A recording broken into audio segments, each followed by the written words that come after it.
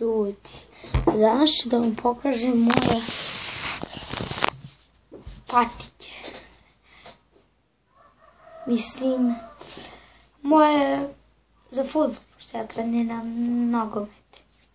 Veliki fudbal, kako god. Sad ću da vam pokažem tenisiće i jedne vrlo dobre kopačke. Ajde, gdje da vam... Evo ovdje. Evo vidite patike kako su bile. Broj, koji je bio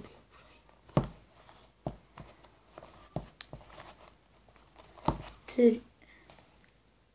35. Mogu i dalje da... Ali ovo drugo mi je totalno puklo, vidite. Rupa. Bilo sam jedna od najboljih patika.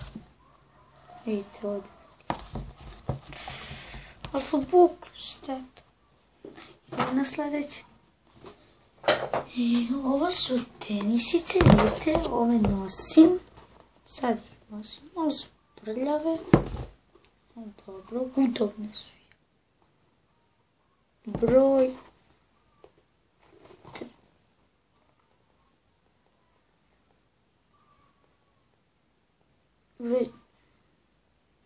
Ne znam, ne piše ovdje. Znači ovo su ekstra. Umbro. Ekstra. Ja vam je desno. Kopački tenis. Onda idem na kopačke. Ove kopačke su najbolje kopačke na planeti. Evo ih. Vidite ih. Vidite, Merkurial. Ovdje na kraju ću. Evo, udobne su jako. Evo vidite kako.